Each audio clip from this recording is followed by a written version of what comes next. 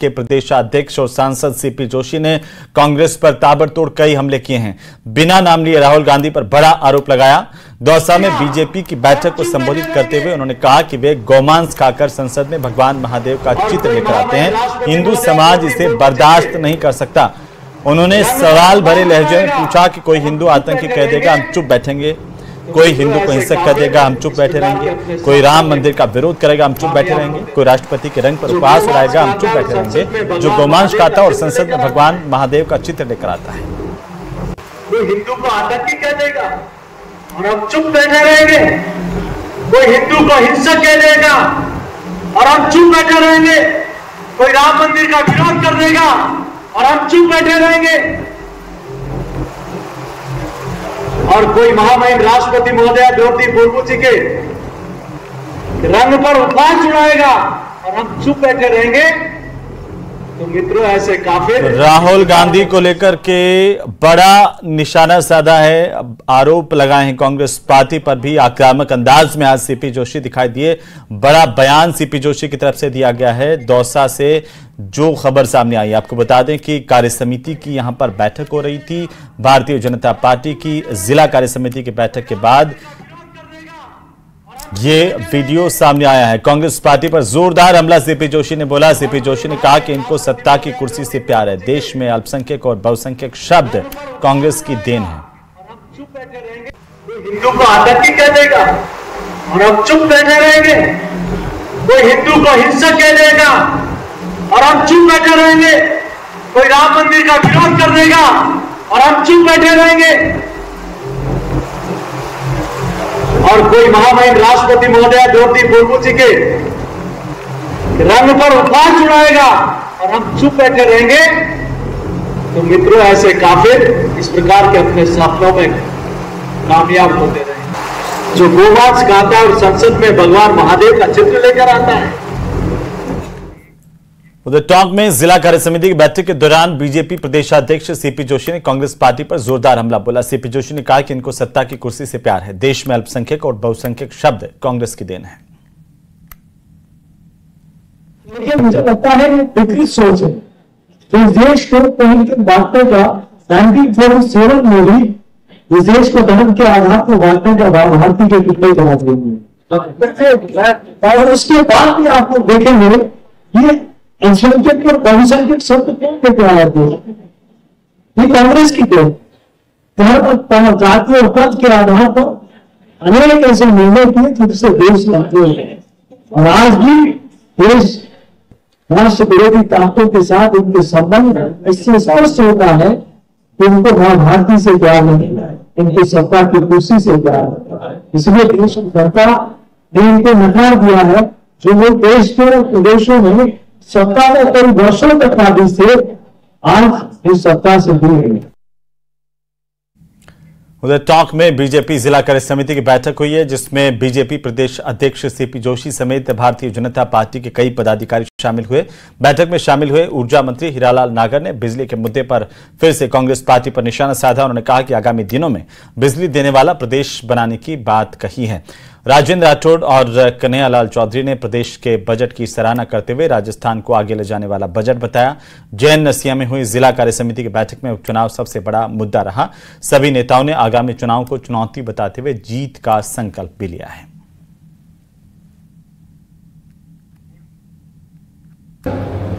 किस बात से कांग्रेस वोट मांगती, क्या किया आपने 7 साल तक? लेकिन मतलब हमें इन चीजों गांवी बातों को पूरी ताकत के साथ, आपके पास इतना काम है, आपके नेताओं ने आपके नेतृत्व ने इतना काम किया है कि आप सीना चौड़ा करके सर उठाकर मजबूती के साथ काम कर सकते हो। और कांग्रेस ने इतने बात किए कि वो जनता के सामने हाथ से हाथ मिलाकर बात नहीं कर सकते। ये मैं दावे के साथ कह सकता हूं। प्रदेश की 5 विधानसभा सीटों पर उपचुनाव होने, हालांकि अभी चुनाव की घोषणा नहीं हुई है। बीजेपी ने उपचुनाव की तैयारी में मिशन मोड पर तैयारी शुरू कर दी है और आज बीजेपी प्रदेश अध्यक्ष सीपी जोशी दौसा पहुंचे। इस दौरान सोमनाथ सर्किल के पास गायत्री पैलेस मैरिज गार्डन में बीजेपी की जिला कार्य समिति की बैठक में उन्होंने हिस्सा लिया। इसमें सीपी जोशी ने कार्यकर्ताओं के साथ विधानसभा उपचुनाव को लेकर मंथन किया। सीपी जोशी ने बीजेपी कार्यकर्ताओं को जीत का भरोसा दिलाया, साथ ही कांग्रेस पर हमलावर दिखाई दिए। कहा कि कांग्रेस ने लोकसभा चुनाव के समय में जनता को भ्रमित करने का काम किया, लेकिन जनता मन बना चुकी है और दौसा विधानसभा उपचुनाव में बीजेपी जीतेगी। इस बैठक में उपचुनाव के प्रभारी डिप्टी सीएम प्रेमचंद बैरवा, मंत्री प्रेमचंद बैरवा के साथ ही डॉक्टर किरोड़ीलाल मीणा, पूर्व मंत्री प्रभुलाल सैनी, राजेंद्र राठौड़, देवस्थान बोर्ड के अध्यक्ष ओम प्रकाश भडाना समेत कई दिग्गज नेता मौजूद रहे। तो वहीं दौसा में डॉक्टर किरोड़ीलाल मीणा ने अपने इस्तीफे को लेकर बड़ा बयान दिया। उन्होंने कहा कि मैंने मंत्री पद से इस्तीफा दे दिया है, मंजूर हुआ या नहीं ये वो लोग जाने, बिना मंत्री पद के भी मैं काम करता आया हूं। पहले करीब 3.25 साल मंत्री रहा, उसके बाद अभी करीब 5-6 महीने मंत्री रहा। उसके अलावा तो मैं बिना मंत्री के ही काम करता और करवाता आया हूं।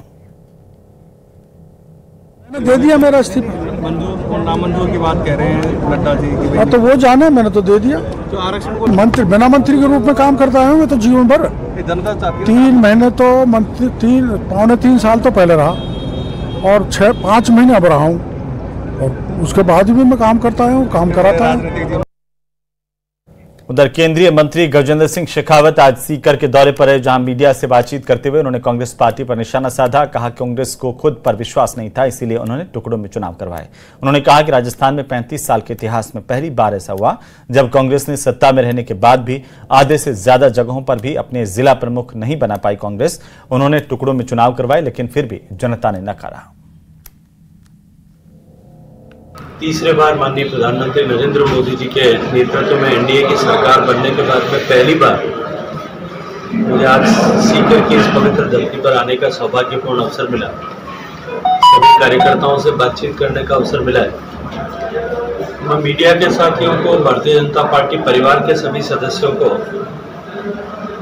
62 साल बाद में पहली बार लगातार तीसरी बार किसी एक पार्टी को, किसी एक नेता को प्रधानमंत्री बनने का अवसर प्रदान करने के लिए राजस्थान की जनता का, शेखावटी की जनता का, सभी का हृदयपूर्वक अभिनंदन करता हूं, धन्यवाद करता हूं।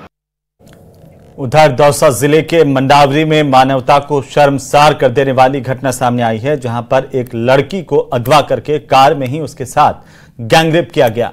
दरअसल पूरा घटनाक्रम मंगलवार का बताया जा रहा है, जब एक लड़की भैंस चराने के लिए खेतों पर गई थी। इसी दौरान कार सवार होकर के 4 दरिंदे आए और लड़की को अगवा कर कार में पटक लिया और इसके बाद वहां से ले गए अपहरण करके। इसके बाद 4 घंटे तक इन हैवानों ने लड़की को कार में इधर उधर घुमाया और उसके साथ बारी बारी से गैंगरेप किया। शाम को जब पीड़िता आरोपियों के द्वारा पटक दी गई और इसके बाद पीड़िता को बदहवास हालत में छोड़ दिया गया, तो उसने अपने परिजनों को आपबीती बताई, जिसके बाद लड़की के पिता मंडावरी थाने पहुंचे और 3 नामजद समेत कुल 4 आरोपियों के खिलाफ गैंगरेप की धाराओं में केस दर्ज करवाया है। शाम को मंडावरी थाने पे रिपोर्ट दर्ज हुई थी। मंडावरी थाना जाके कि गांव की लड़की ने अपने पिता के साथ थाने पर उपस्थित होकर बताया कि जब वो दिन में भैंस चराने गई थी तो 4 लड़के आए थे, कोई 4 व्हीलर लेके, तथा उसी दौरान उसको 4 व्हीलर गाड़ी में पटक के वहाँ से ले गए। फिर उन्होंने जो रिपोर्ट दिया उसमें गैंगरेप कर। दौसा में एक लड़की के साथ चलती कार में गैंगरेप का मामला सामने आया है। हैवानों ने लड़की को पहले अगवा किया और 4 घंटे तक इधर उधर घुमाते रहे और उसके साथ बारी बारी से गैंगरेप की वारदात को अंजाम देते रहे। पीड़िता 4 घंटे तक इन हैवानों के चंगुल में रही। इस दौरान हैवान उसे नौचते रहे। जब पीड़िता को बदहवास हालत में छोड़ा गया तो पीड़िता अपने परिजनों के पास पहुंची और पूरी आपबीती सुनाई। अब इस मामले में मंडावरी थाने में मुकदमा दर्ज हो गया है और लालसोट के डीएसपी पूरे मामले की जांच कर रहे हैं। लेकिन एक और जहां विधानसभा में कानून व्यवस्था पर राजस्थान की सरकार को विपक्ष द्वारा घेरा जा रहा है और दूसरी ओर मंडावरी में इस तरह की घटना से बड़े सवाल खड़े हो गए हैं कि आखिर बदमाशों के हौसले इतने बेखौफ कैसे हो गए कि वे इतने बड़े समाज और पुलिस के बीच 4 घंटे तक पीड़िता को कार में लेकर घुमाते रहे और उसके साथ गैंगरेप की वारदात को अंजाम देते रहे। आशीष शर्मा, न्यूज़ 18, दौसा। वहीं कोटा में 10 साल पहले बहुचर्चित रुद्राक्ष हांडा हत्याकांड के मास्टरमाइंड अंकुर पहाड़िया की जयपुर की खुली जेल में कनपटी में गोली लगने से मौत हुई। प्राथमिक तौर पर अंकुर की मौत सुसाइड मानी जा रही है। रिपोर्ट देखिए।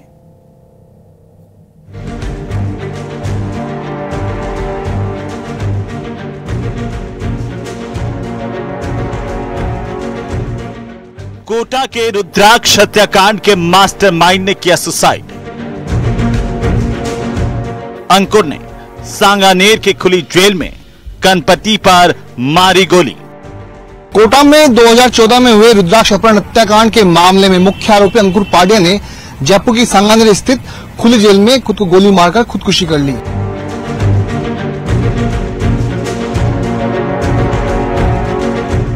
जेल प्रशासन के मुताबिक मंगलवार शाम को अंकुर खुली जेल में अपनी कोठरी में मौजूद था।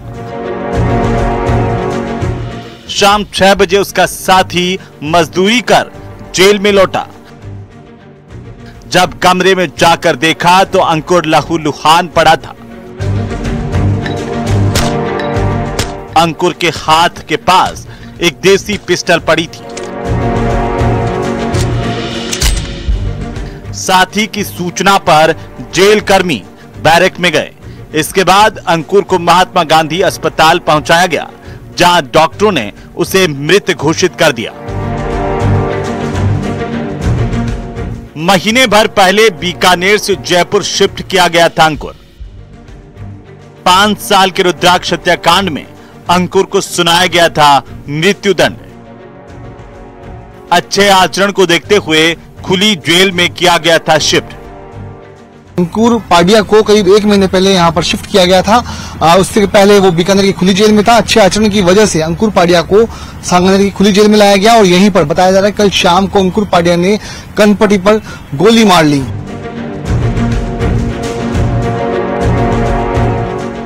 आपको बताते चले 9 अक्टूबर 2014 को अंकुर और उसके साथियों ने 5 साल के रुद्राक्ष को अगवा कर रुद्राक्ष के परिजनों से 2 करोड़ की फिरौती मांगी थी। फिरौती की रकम नहीं मिलने पर रुद्राक्ष की हत्या कर दी गई थी। वहीं 10 अक्टूबर 2014 को तालेड़ा के जाख मुंड स्थित दाई मुख्य नहर में मिला रुद्राक्ष का शव।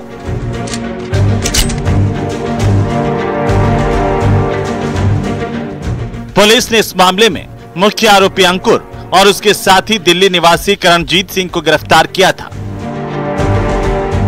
आज उसका शव महात्मा गांधी हॉस्पिटल के मुर्दाघर में रखवाया गया है। बहरहाल मजिस्ट्रेट की जांच यहां पर की जा रही है और पूरे मामले को देखा जा रहा है कि आखिरकार इसकी वजह क्या रही। कैमरा पर्सन अविनाश के साथ विष्णु शर्मा, न्यूज 18 राजस्थान, जयपुर। वहीं जल जीवन मिशन घोटाले में एसीबी और ईडी के बाद अब सीबीआई भी एक्टिव हो गई है। जेजेएम के महाघोटालेबाजों को सीबीआई ने तलब किया है। सीबीआई ने घोटालेबाज अधिकारियों, ठेकेदारों को समन भेजकर दिल्ली तलब किया है। रिपोर्ट देखिए।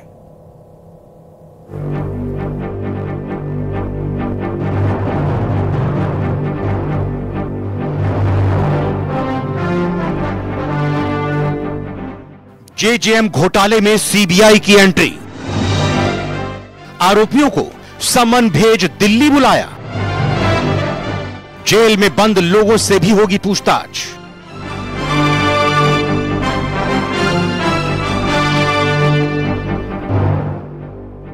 $900 करोड़ के जल जीवन मिशन घोटाले में एसीबी, ईडी और सीबीआई तीनों जांच एजेंसियां जांच में लगी हैं। अब इस मामले में सीबीआई की भी एंट्री हो गई है।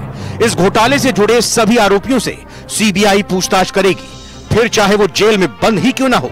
सीबीआई ने घोटालेबाज अधिकारियों, ठेकेदारों और घोटाले से जुड़े अन्य लोगों को भी समन भेजा है। समन भेजकर सीबीआई ने पूछताछ के लिए दिल्ली तलब किया है।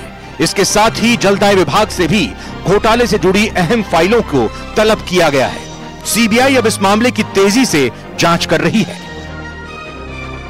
दरअसल जयपुर एसीबी ने जेजेएम से जुड़े हुए कुछ अधिकारियों, ठेकेदारों के खिलाफ 8 अगस्त 2023 को एक एफआईआर दर्ज की थी। ये एफआईआर एसीबी के सीआई राजेश राव की ओर से दर्ज कराई गई थी। इसमें बताया गया था कि 6 अगस्त को उनके पास सूचना आई थी कि जन स्वास्थ्य एवं अभियांत्रिकी विभाग में टेंडर हासिल करने, बिलों के भुगतान और काम में अनियमितताओं के लिए अवैध संरक्षण हासिल करने के लिए ठेकेदार पद्म जैन ने जलदाय विभाग के अधिकारियों को रिश्वत देने के लिए होटल में बुलाया था। 7 अगस्त को एसीबी ने ट्रैप की कार्रवाई करते हुए 2,20,000 रुपए की राशि लेते हुए अधिकारियों को ट्रैप किया था। जांच में एसीबी ने 10 लोगों को इस केस में आरोपी बनाया था।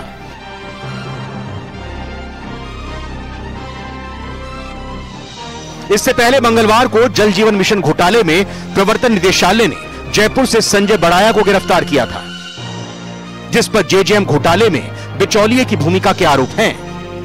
गौरतलब है कि जेजेएम घोटाले में अब तक ईडी 3 लोगों को गिरफ्तार कर चुकी है। Bureau report, news 18।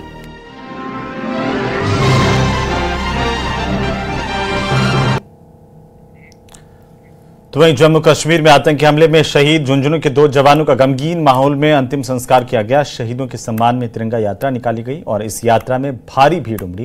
रिपोर्ट देखिए।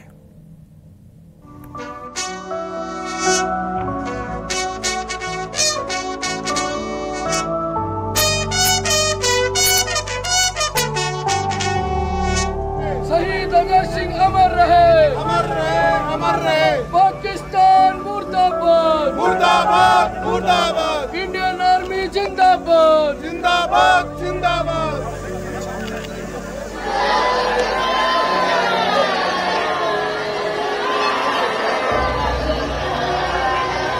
झुंझुनू के 2 वीर सपूतों ने देश की रक्षा करते हुए अपने प्राणों की आहुति दे दी, जिन्हें राजकीय सम्मान के साथ अंतिम विदाई दी गई। अंतिम संस्कार में लोगों का हुजूम उमड़ पड़ा। जवानों का उनके पैतृक गांव में अंतिम संस्कार हुआ और सभी की आंखें नम रही।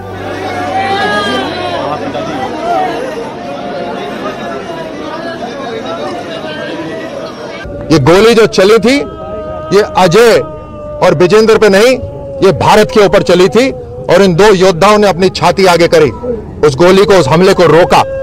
ऐसे ही न जाने कितने फौजी अपनी छाती को आगे करके भारत पे जो होते हुए हमले को रोकते हैं। आज हमें संकल्प लेना चाहिए कि हम जितने भी नौजवान हैं वो भारत को मजबूत रखने के लिए, भारत को सुरक्षित रखने के लिए एक संकल्प लें, मन में संकल्प लें, एकजुट रहें, मजबूत रहें, अपने शरीर को, मस्तिष्क को हर तरह से मजबूत करें। भारत आर्थिक रूप से इतना मजबूत हो जाएगा कि पाकिस्तान की हिम्मत नहीं पड़ेगी भारत की तरफ देखने की। भारत की सैन्य शक्ति इतनी मजबूत हो जाएगी कि पाकिस्तान या जो भी आतंक को फैलाना चाहता है उसकी हिम्मत नहीं पड़ेगी भारत की तरफ देखने की। शहीदों के सम्मान में स्थानीय लोगों ने उनके पार्थिव शरीर को लेकर तिरंगा यात्रा निकाली। इस यात्रा में भारी भीड़ उमड़ी। शहीद विजेंद्र सिंह दौराता झुंझुनू के सिंघाना थाना इलाके के खूबा की ढाणी डुमोली कला के रहने वाले थे और अजय सिंह भी इसी इलाके में भैसावता कला के रहने वाले थे। विजेंद्र सिंह की पार्थिव देह जब उनके घर पहुंची तो उन्हें देखकर मां बिलख पड़ी। वहीं विजेंद्र सिंह के बेटे ने अपने दादा की गोद में बैठकर पिता के अंतिम दर्शन किए।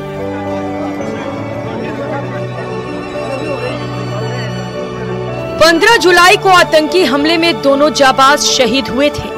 जम्मू के डोडा जिले में डेसा जंगल के धारी गोटे उरार बागी में राष्ट्रीय राइफल्स और जम्मू कश्मीर पुलिस की सर्च ऑपरेशन जारी थी। इसी दौरान आतंकवादी फायरिंग करते हुए भागे। भारतीय सेना के जवानों ने उनका पीछा किया। घना जंगल होने की वजह से आतंकी सुरक्षा बलों को चकमा देते रहे। सोमवार रात करीब 9 बजे फिर गोलाबारी हुई। इसमें विजेंद्र सिंह और अजय सिंह समेत 5 जवान गंभीर रूप से घायल हो गए थे। इलाज के दौरान उन्होंने दम तोड़ दिया। विजेंद्र और अजय सेना में राष्ट्रीय राइफल्स में तैनात थे। आज उनके शहीद होने पर भले ही सभी की आंखें नम हो, लेकिन सभी फक्र के साथ उन्हें सलाम कर रहे हैं।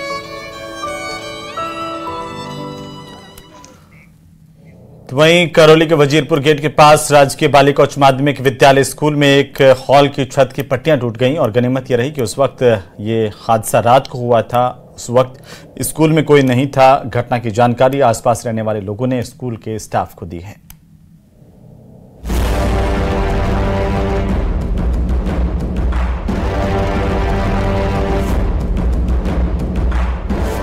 ये तस्वीर है करौली जिला मुख्यालय स्थित राजकीय बालिका उच्च माध्यमिक विद्यालय की, जहां रात के वक्त स्कूल की छत की पट्टियां टूट गईं। गनीमत ये रही कि हादसा रात के वक्त हुआ, वरना बड़ी अनहोनी हो सकती थी। घटना की जानकारी आसपास के लोगों ने विद्यालय स्टाफ को दी। सूचना पर विद्यालय की प्रधानाचार्य समेत दूसरे शिक्षक स्कूल पहुँचे और घटनाक्रम की जानकारी ली। ये हादसा रात को 10 बजे से लेके और 12 बजे तक का है। पड़ोसियों ने, आसपास रहने वाले लोगों ने बताया कि रात को 10 बजे एक बार बहुत तेज आवाज आई, इसके बाद 12 बजे धड़ाधड़ से ही गिर गई बिल्डिंग। हादसे की जानकारी शिक्षा विभाग के उच्च अधिकारियों को दी गई। छत की पट्टियां टूटने से वहां रखा फर्नीचर और अलमारी पूरी तरीके से टूट गया।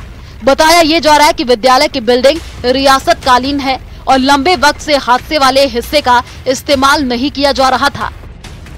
कोई जनहानि नहीं हुई है। ये रात्रि 16 तारीख के 11 साढ़े 11 बजे का हादसा है। इसमें क्लासें नहीं बैठती थी, इसलिए कोई जनहानि की संभावना नहीं। पहले भी इस बिल्डिंग में ऐसे कोई हादसे हुए हैं? आज तक नहीं हुआ। स्कूल की बिल्डिंग काफी पुरानी है। 12वीं कक्षा तक के स्कूल में करीब 600 से ज्यादा छात्राएं पढ़ाई करती हैं। हालांकि जो हिस्सा हादसे का शिकार हुआ वो इस्तेमाल में नहीं था, फिर भी अगर हादसा दिन में होता तो बड़ा हो सकता था।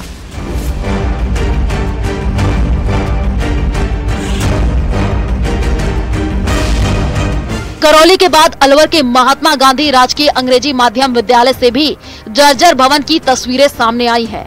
यहाँ स्कूल के कमरों की छत का प्लास्टर टूट करके गिर रहा है। कमरों में लगातार सीलन आ रही है।